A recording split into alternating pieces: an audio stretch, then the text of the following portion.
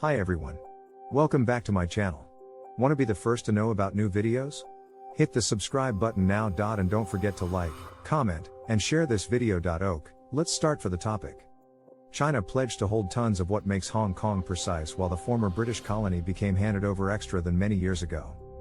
Beijing stated it would deliver Hong Kong 50 years to keep its capitalist gadget and revel in many freedoms no longer discovered in mainland Chinese language cities. However, in recent years, Beijing has taken increasingly brazen steps to encroach on Hong Kong's political system and crack down on dissent. In 2020, Beijing imposed sweeping countrywide security regulations on Hong Kong.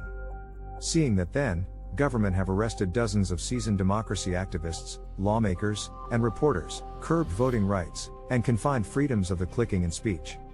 These actions have no longer only drawn global condemnation, they have additionally raised questions about Hong Kong's repute as a global economic hub and dimmed hopes that the town will ever turn out to be a full-fledged democracy. Is Hong Kong part of China?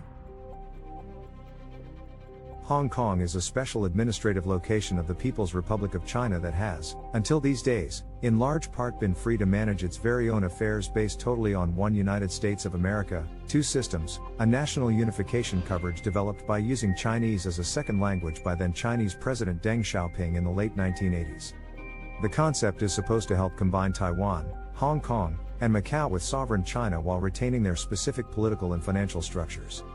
After more than a century and a half of colonial rule, the British authorities returned to Hong Kong in 1997. Qing dynasty leaders ceded Hong Kong Island to the British Crown in 1842 after China's defeat within the First Opium War. Portugal took back Macau in 1999, and Taiwan remains impartial. The Sino-British Joint Statement of 1984 dictated the phrases under which Hong Kong was returned to China. The announcement and Hong Kong's primary regulation, the metropolis's constitutional document, enshrine the town's capitalist system and manner of lifestyles and supply it with a high degree of autonomy, inclusive of government, legislative, and unbiased judicial powers for 50 years, till 2047. Hong Kong is authorized to forge outside members of the family in positive regions, which include trade, communications, tourism, and subculture, but Beijing keeps manipulating the vicinity's international relations and protection. Underneath the basic regulation, Hong Kongers are supposed to be guaranteed freedoms of the press, expression, meeting, and faith, in addition to protections under global law. But in practice, Beijing has curtailed a number of these rights. The Exodus. For 60 years, the populace of Hong Kong followed a regular trajectory, that reflected the island's economy, up and up. In 1960, 3.1 million people lived there. By 2019, the discern becomes 7.5 million. The economic system suffered straight away after the 1997 handover, but that turned into a global monetary disaster later that year. Quickly Hong Kong became handing over annual increase within the 5 to 8% variety. Then, starting in 2019, humans commenced to go away, 93,000 in 2019, another 23,000 in 2020. As a percentage of the population, it was little more than a trickle, but this year the trickle has grown to be a regular circulation. In the first quarter of 2022 alone, more than 140,000 people left Hong Kong. The American Chamber of Commerce in China found that 44% of Hong Kong individuals and 26% of organizations had been considering leaving. About half the respondents in a European Chamber of Commerce survey said the same. Among Hong Kong natives, many have taken advantage of something referred to as the British Countrywide Remote Places (BNO) visa, a program that lets Hong Kong residents born earlier than the 1997 handover stay, work, and look within the UK for as much as 5 years and gives a route to citizenship. In step with the UK, a few of the 5.4 million humans in Hong Kong may be eligible for the BNO visa. Between January 2021 and March 2022, 123,400 Hong Kongers applied. Greater than 90% were accepted. The exodus, locals and expatriates alike, follows a flurry of intestine punches that have struck Hong Kong in recent years. In 2019, large-scale protests broke out in response to a proposed extradition regulation, which for the first time might have allowed China to convey criminal suspects to the mainland for trial. The regulation turned out to be shelved, but it reignited long-simmering calls for extra democracy. More than 2 million people took to the streets, a minority used violence, and the government's reaction blanketed a level of police brutality not often visible in Hong Kong. That during flip sparked in severe debate. On one aspect, Folks who felt the protesters have been out of line, in their needs and tactics each, on the opposite, fury on the rough reaction, the roundups of non-violent demonstrators and the failure of the Hong Kong government to don't forget the protesters' demands. In 2020, China imposed a countrywide safety law on Hong Kong, and that divided citizens along comparable strains. To a few it turned into an important response to ensure balance, to others it was a draconian and open-ended measure that gave China license to impose its will on the populace. And then there was COVID-19. Hong Kong imposed severe travel regulations and quarantines and, just like the mainland, rode out the first 12 months of the pandemic particularly well. Then Omicron arrived. Hong Kong stuck to a China-like zero-COVID approach, and the results have been not only a rise in caseloads but additionally a prolonged shutdown of travel, while other Asian hubs reopened. Now, the majority of travelers are headed in one direction: out.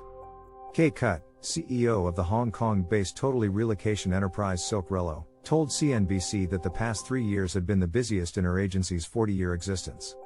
"We cannot keep up with the ability," she said. "We don't have sufficient human beings to serve what's taking place in the marketplace." And Sassy, a booklet commonly devoted to Hong Kong's way of life, spas, and nightlife, has a brand new feature, a Leaving Hong Kong checklist. Why are they leaving? From this aspect of the arena, a commonplace view is that human beings are leaving Hong Kong in pursuit of greater freedoms. However, when you ask Hong Kong residents why humans are leaving, you'll get a number of answers. And a debate. It's the pandemic, and Hong Kong's draconian reaction. It's the countrywide security law. It's unease about China's encroaching on Hong Kong, a cousin of that feeling from a quarter century ago. The answer depends to some degree on which professional group you are asking. It also depends on someone's view of China. It took place due to the fact many human beings can no longer put up with Hong Kong's restrictive quarantine policies after the relaxation of the sector has unfolded, Wei Jianshan, chairman and CEO of the global investment company POG, informed Grid. In finance, human beings can't clearly distinguish themselves without being able to travel often. The longer Hong Kong is semi-locked up, the more likely the temporary moves will become permanent. Hong Kong is in actual risk of dropping its abilities if it doesn't open up completely quickly, like now. Shan is an exceedingly successful businessman with an unusual heritage. Born in China inside the 1950s, he became problem to a harrowing exile all through the Cultural Revolution. He wrote a memoir about the experience, Out of the Gobi, in which he pulled no punches approximately the horrors imposed with the aid of China throughout that time. Today, he defends the mainland's actions in Hong Kong, and he doesn't purchase the concept that a lack of freedom is taking human beings away. The Western media would want you to consider it a response to the national safety law, Shan stated. There's no evidence of it. There may be no reason for agencies to run afoul of the regulation.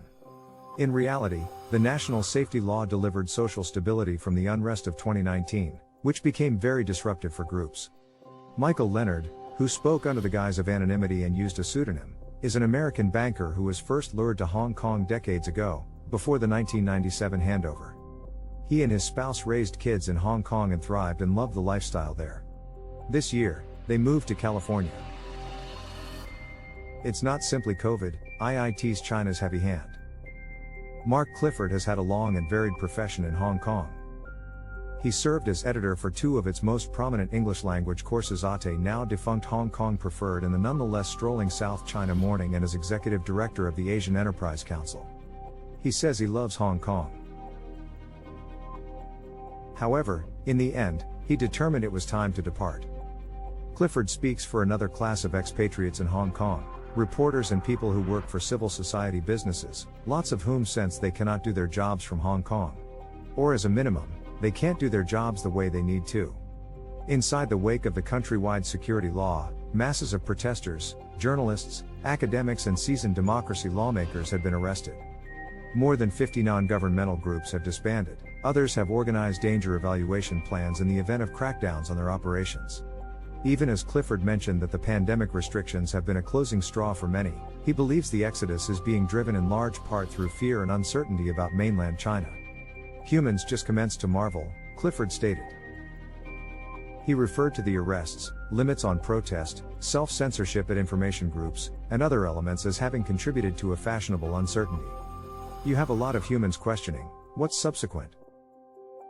Deborah Kahn, a journalist and entrepreneur who has spent more than 25 years in Hong Kong, informed Grid that she employed 8 summer interns from nearby universities last year. All 8 got here, asking her for recommendations for studying or working in different countries.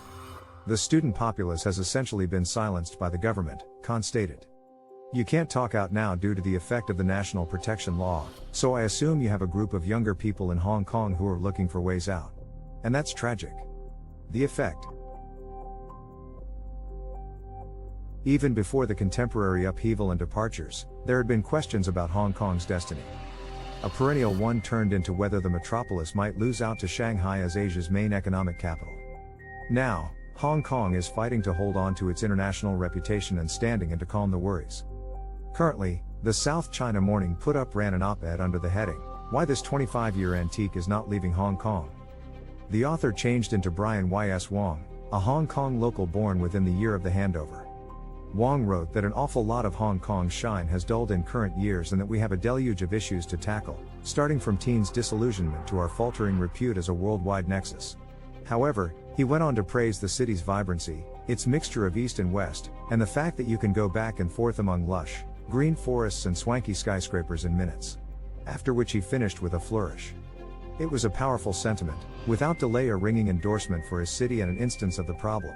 The fact that he or everybody else needed to protect Hong Kong as a place to live counseled something profound had modified.